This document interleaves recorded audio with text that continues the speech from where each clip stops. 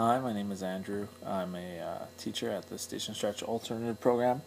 We put together this little presentation to sort of show all our little deep dark secrets of how we put together a program that can breed successful students outside of a regular program.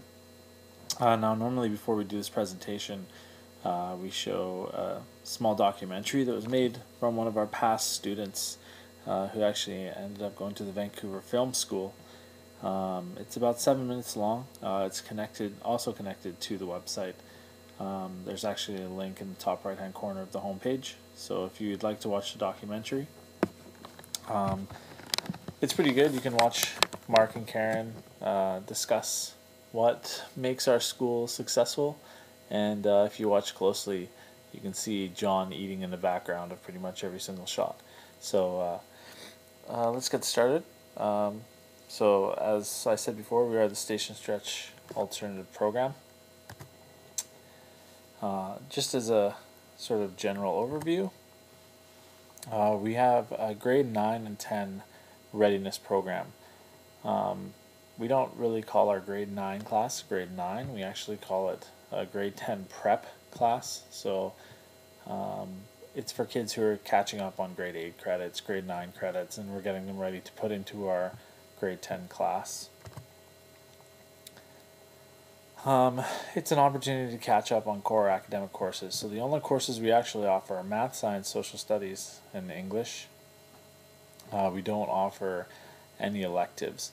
So what we're trying to do is get kids caught up in those core subjects in the same curriculum that they would learn in a regular school. And then we can get them through grade 9, grade 10, and figure out what the best sort of transition program is for them.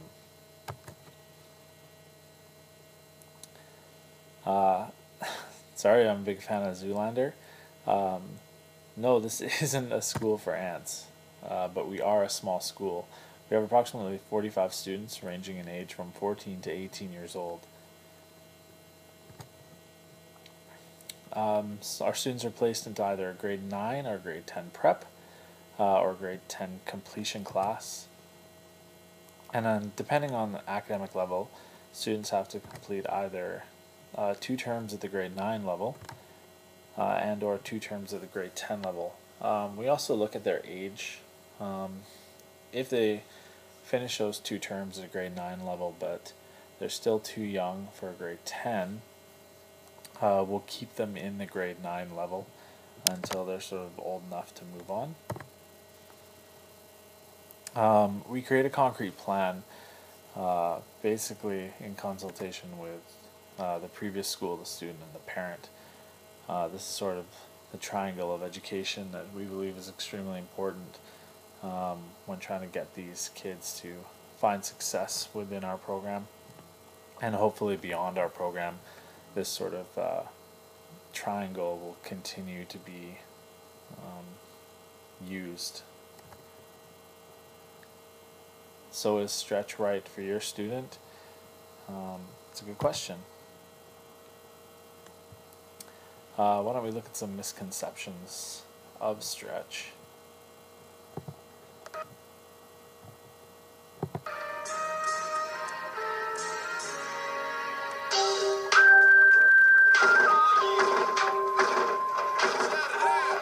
Hi, I'm Mr. Griffin, but you can call me Brian.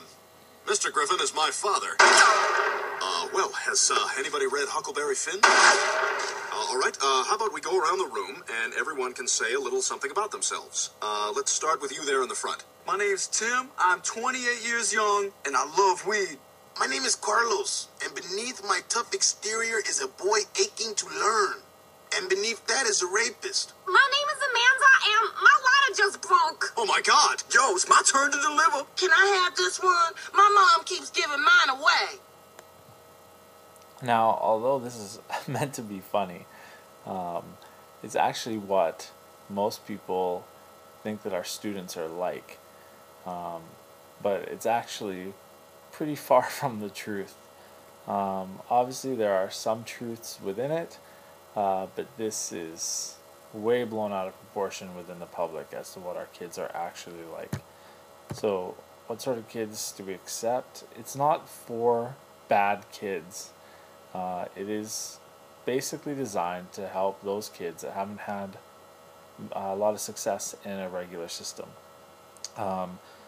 The square peg in the round hole, as we like to call it.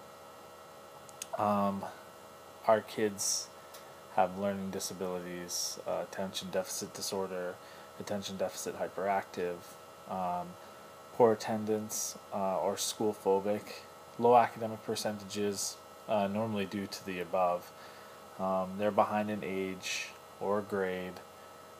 They don't get along with their peers, whether it's bullying or being bullied. Maybe they're just socially awkward. They might have emotional issues. Maybe their family life isn't that great. Sometimes you have kids who've had a death in the family and they've had time off school because of it and they've fallen behind. Substance abuse. So yes, we do have kids who have issues with drugs and anxiety. Kids that just have a hard time, get anxious with schoolwork, testing, things like that. So what makes this type of student successful at Stretch? Basically, even though students are learning the same curriculum, we can't stress that enough. They are learning the exact same curriculum that regular high schools learn, and they're writing the exact same provincial exams as students in a regular program. We do have a few differences, and it all has to do with how we set up our program. So, the first thing that we alter is the structure. So every student is placed on an IEP, which is an individual educational plan, and is assessed weekly and at the end of each term. Students are exposed to direct and indirect instruction with a focus on active student learning. So we do like to get the students as involved as possible. Teachers see themselves more as facilitators of learning than teachers of information and knowledge. So we try and get these kids to gain knowledge through active learning. We have an almost 1-to-1 student to computer ratio. This allows us to use a lot of technology. We do run into some problems with older technology sometimes due to budget constraints, but we try to utilize it to its maximum potential.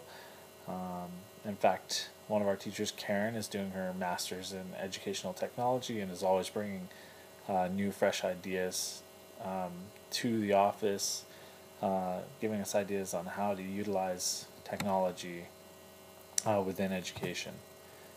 We take advantage of small class sizes. We do have only 12 to 16 students within each class. And we have one teacher and one adolescent alternate program worker, AAPW, per class. We have a much shorter timetable. Regular classroom times range from about an hour and 10 to an hour and 15 minutes. We have 4 50-minute classes. After school, we have an hour and a half tutorial period. So most of the instruction takes place within these 50-minute classes. We actually try to set up all the work so that it can be completed within these 50-minute classes. And then any extra help that students need, they can come to these tutorial periods where the teachers and the AAPWs float around and give any help that's needed. We teach the same academic classes every day. So every day you're going to get socials, math, science, English, and it allows us to easily build on the previous day's knowledge, which, since there's no gaps between the days, it's very easy to connect material. The tutorial period allows for one-on-one help and work completion without homework. And every Friday is test day, which is scary to some kids at first. But what they find is by having a test at the end of every week, we take the information that they've learned Monday to Thursday, and on Fridays we test them.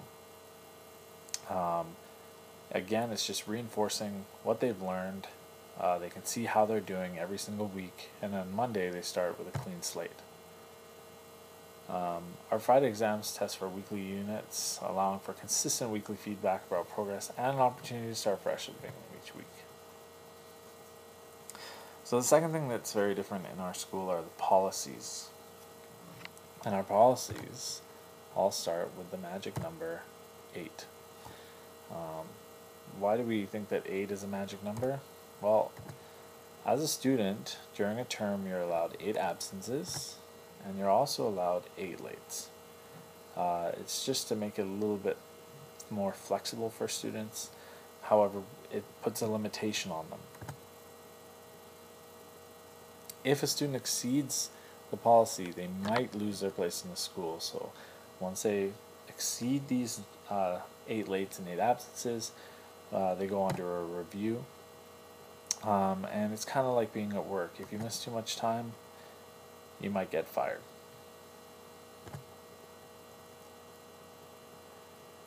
We keep track of all the work going for the week on a sign-out board. This is extremely different than a regular high school. So basically the way the sign-out board operates is each sign-out board covers a 1-week period. Each class has a sign-out board. On the sign-out board, you get the student's name listed down one side, and across the top are all the subjects and the assignments for that week. A blank square means that it's being handed in. A highlighted square means that it's owing, and if it's a highlighted square that's been initialed, it means that it was owing, but it's being handed in. Friday absences and work complete the following week are recorded, and students have to initial the board at the end of every single week, basically stating that they realize that they've handed in all their work. If the student hasn't handed in all their work, they won't have initialed the board, which allows us to see which students have not finished their work for that week. And if they haven't finished their work for that week, we star by their name, and they get something that we like to call an early leaver.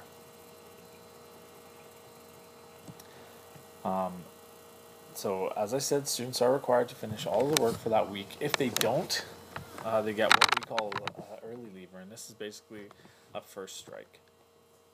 A student is allowed up to 3 early leavers, just like baseball, 3 strikes, and you're out. You might find this strict, but the whole point is to try and keep these kids up to date with their work